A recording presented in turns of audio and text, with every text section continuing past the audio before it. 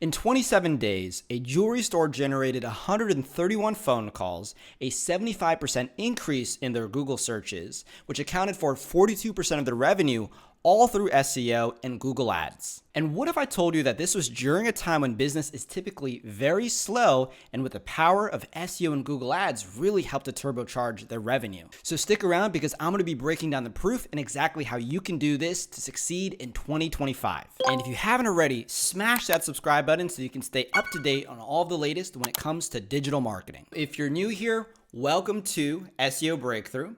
My name is John Victoria, and today I'm taking you behind the scenes of a jewelry store who was wondering whether or not their digital marketing was actually working. And this was until we tracked every single sale, every single phone call and search term to really see whether or not it was working. And what we found shocked not just the client, but also myself. So stick around, because in this video, you will learn, number one, how we drove 42% of their revenue through Google Ads and SEO. Number two, proof of the insane Google rankings that they have and the 131 phone calls that they got. And then number three, a simple tracking method so that you can get marketing attribution and understand exactly how much money your marketing dollars are making for you. And before we dive in, I want you to drop a story in the comments below if you've ever faced this problem, if you're wondering whether or not your marketing is actually making any money for you. But with that, let's dive in. So picture this. It's Q1, you're a jewelry store owner, and typically this is a time when things are a bit slower.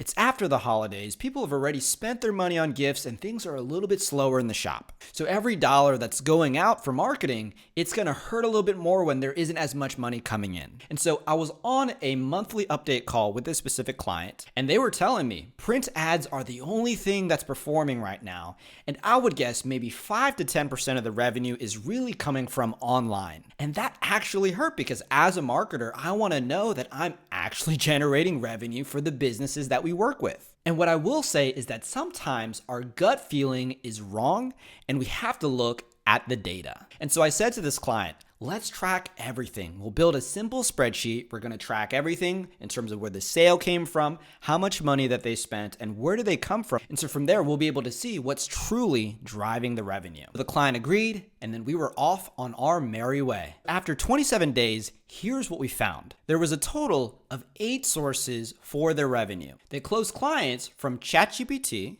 Google, Reddit, referrals, Yelp, and 1, 2, 3 businesses that referred them business. And in terms of the numbers, ChatGPT generated 0.21% of the revenue, Google generated 41.58%, Business One generated 24.92%, Reddit generated 0.08%, referrals generated 23.43%, Business 2 generated 5.56%, Business 3 generated 2.98%, and then Yelp generated 1.24%. If we were to combine all of the online sources, this would be 43.12%. And if we are to combine the referrals as well as the businesses that sent them business, this would be a total of 56.88%. My biggest takeaway was that the client thought that we were generating anywhere from 5 to 10% of the revenue, when in actuality, Google was generating 42% of the revenue. And I would also dare say that the rankings on Google also helped with the ChatGPT sale. So now you might be wondering, how exactly did we drive these results? As we said before, this was done through SEO as well as a Google Ads campaign. Let's start off with the SEO.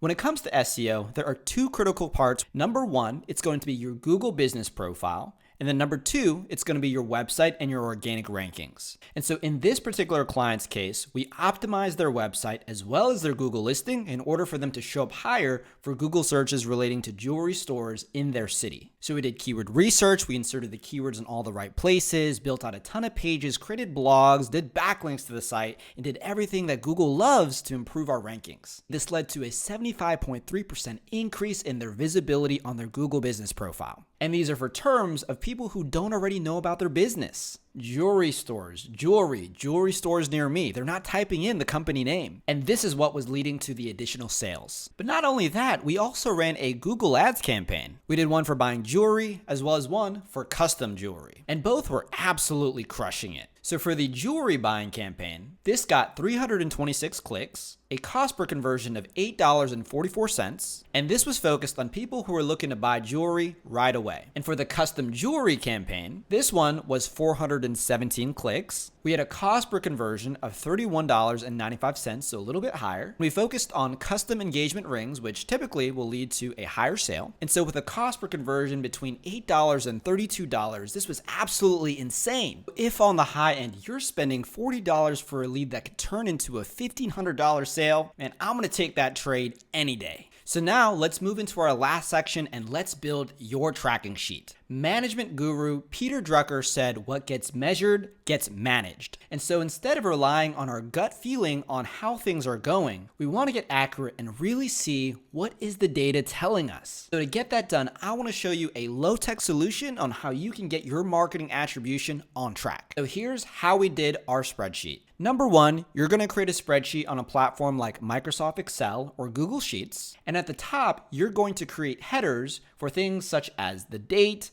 the customer, the purchase amount, and also how they found you. And also, if you want to add any relevant notes that might help you in the future. And number two, you're going to want to train your staff to ask your customers where they heard about you. And then number three, after every sale, log those details in this spreadsheet. It doesn't matter if the sale was big or if the sale was small. You want to get it tracked. And then after the 30 days, you're going to have a breakdown of every single customer and where they came from. Now that you have the raw data, you can do some simple data processing to figure out the attribution and how much is going to each channel. So for all your leads, you can begin to group them into particular categories. For example, if you have a section specifically for Google, you can see, okay, there's this much revenue, which is attributed to Google. How much of the total is that? Or if you have referrals or you do print marketing, getting a sense of the total percentage of the revenue that a particular channel is generating can be particularly helpful. And then if you want to calculate the return on investment,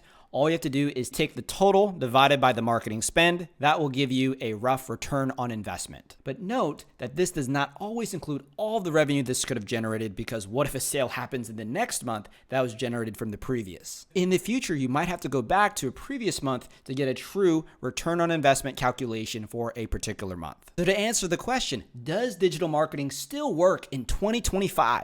The answer is an emphatic yes. As you can see, the data is clear. You rank on Google, whether that's organic or paid ads, digital marketing is turning into real dollars, even during a time when it's historically the slow season. And so I want to thank you on behalf of SEO Breakthrough. We're closing in on managing around 1,000 websites in our network and uncovering unique insights that no one else has. Whether you are an agency owner or a small business, if you want the bleeding edge of digital marketing, you want to be with us on this journey. So smash that subscribe button and comment below on your biggest takeaway or question from this video. And next up, click on our next video to continue breaking through on your SEO and digital marketing journey. This is John Victoria from SEO Breakthrough, and I'm going to see you in the next video.